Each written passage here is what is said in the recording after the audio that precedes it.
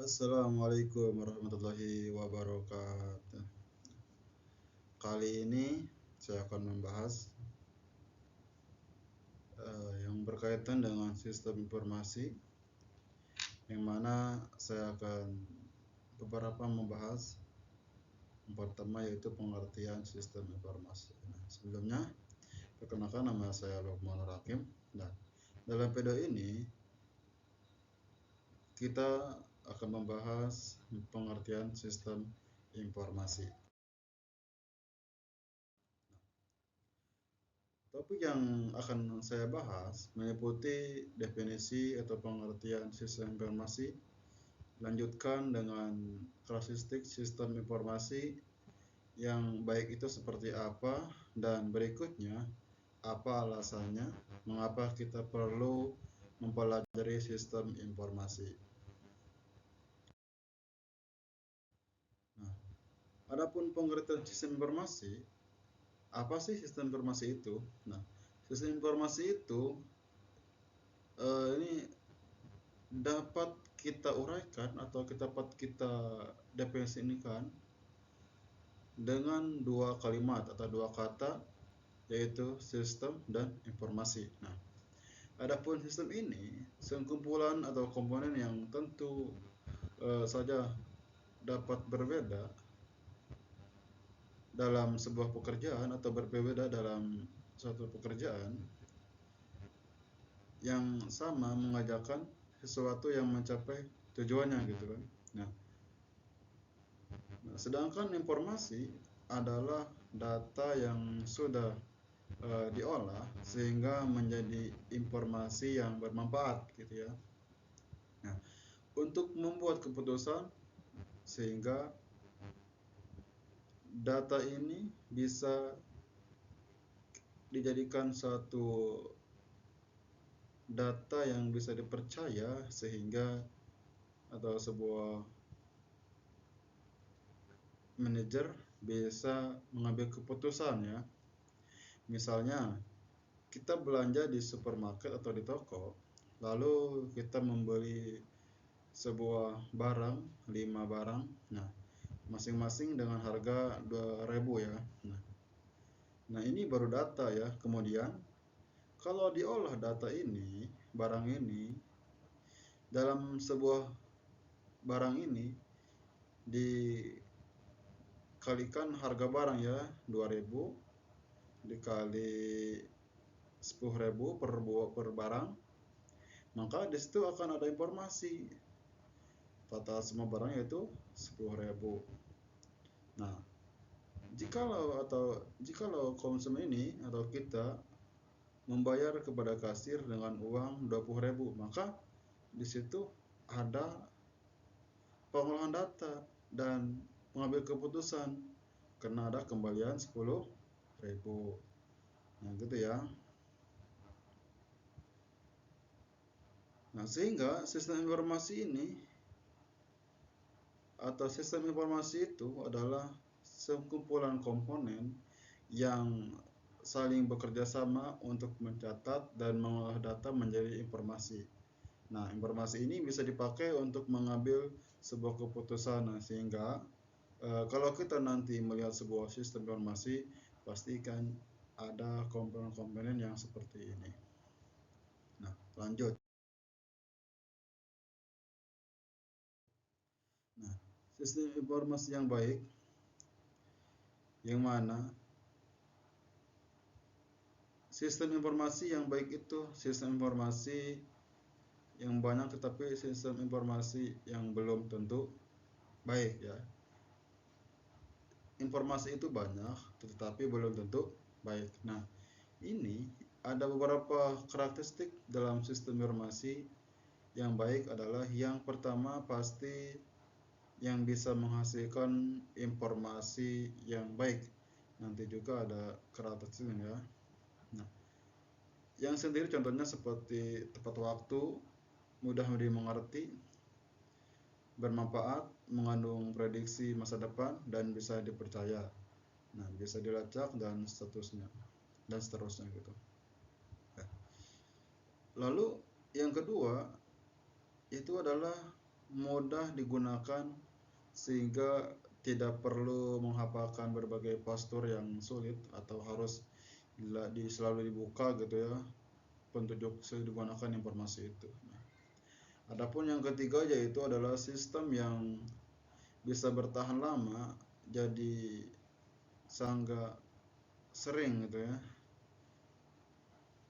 kalaupun sering berubah gitu kan, sifatnya sedikit gitu demi sedikit, dan itu yang diharapkan oleh pengguna. Nah, yang ketiga ini dapat bertahan lama disebut legacy system ya, sehingga manajemen dapat lebih memikirkan kebijakan dan strategi. Nah, adapun yang keempat ini adalah sebuah sistem informasi yang harus dapat diintegrasi dengan sistem yang lain sejajar kanan kiri.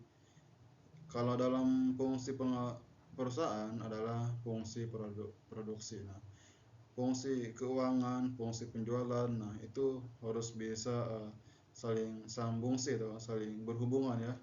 Bisa juga dengan sistem informasi ini yang di atasnya yang suka disebut super system atau SI ini, yang di bawahnya yang suka kita di subsistem. Dan tidak kalah penting adalah sistem informasi harus dapat menciptakan keunggulan kompetitif bagi perusahaannya dan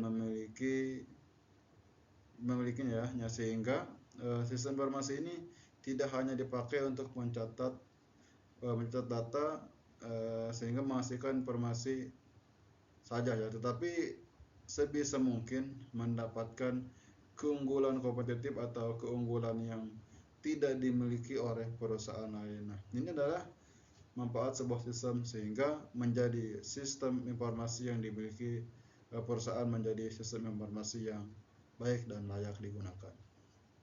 Nah, lalu mengapa sih kita perlu mempelajari sistem informasi ini? Nah, ada beberapa alasan mengapa kita harus mempelajari ilmu sistem informasi ini. Yang pertama adalah saat di dunia ini sudah memasuki revolusi industri ya, yang disebut kita yang istilah 4040. Banyak proses bisnis yang terjadi di sebuah sistem itu secara manual. Adapun dengan ada sistem teknologi ini beralih ke teknologi informasi ataupun teknologi internet. Contohnya nih, seperti aplikasi ojek online gitu kan, toko online baik melalui HP atau komputer. Nah, kemudian cara pembayarannya pun udah canggih gitu kan, udah bisa mudah melalui transfer bank ya, berbagai plafon gitu kan, bisa digunakan berbagai jenisnya pembayaran, misalnya kayak OVO, GoPay, lewat link aja, Dana, dan lain-lain. Nah, adapun yang kedua adalah bahwa saat ini kolaborasi antara perusahaan itu semakin gencar ya, semakin mudah dilakukan dengan adanya sistem informasi ini. Misalnya kita membeli barang di sebuah aplikasi, kemudian kita membayarnya melalui media atau melalui aplikasi yang lain. Nah, contohnya kita membeli barang di Alibaba contohnya ya, di luar negeri sana, tetapi nanti pembayarannya bisa lewat toko sejaring di Indonesia. Nah, jadi antara perusahaan ini tidak ada hubungan hukum atau tidak ada hubungan ibu dan anak ya, tetapi mereka bisa berinteraksi ya, meskipun berbeda negara. Nah, karena adanya sistem informasi ini, jadi sekarang semakin banyak organisasi atau perusahaan yang saling bekerja sama. Adapun yang ketiga yaitu adalah adanya teknologi informasi.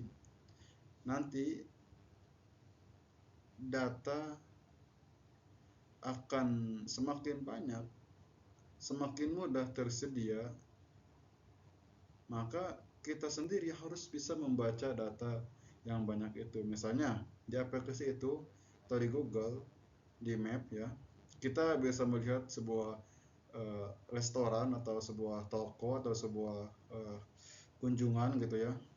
Kita bisa mendeteksi atau kita bisa mengetahui gitu kan, di jam berapa sih di toko itu atau di tempat wisata itu ramainya ya, kepadatannya pendatangnya gitu kan. Nah, di sana kita bisa mengetahui adanya catatan informasi itu. Nah, melalui sistem. Nah, sebagai pengguna kita bisa mengetahui, oh ternyata jam pagi itu rame, jam sekian itu rame, sore itu rame. Nah, sehingga kalau kita mencari jalan lebih ronggan, kita bisa apa ya, bisa memperhatikan ya dari aplikasi itu. Nanti kita mungkin dari oh jam pagi rame, kita bisa sore atau kita bisa siang gitu ke sana, sehingga tidak kerumunan berbanyak ya, sehingga kita kalau nunggu ke restoran kan kita nunggu lama gitu, sehingga perut udah lapar kan udah agak konsisten gitu ya saya. Nah, sehingga dengan adanya informasi itu kita bisa apa, mengontrol diri atau sebisa mungkin kita bisa tahu gitu ya. Nah, kemudian alasan yang lain adalah sistem informasi ini mengajarkan berbagai cara atau teori yang diperlukan oleh seorang manajer. Nah, yang diambil atau untuk mengambil sebuah keputusan berdasarkan data dan informasi yang didapatkan, sehingga tidak hanya mengandalkan berita atau insting atau katanya gitu kan, atau melalui berita novel dan segala macamnya.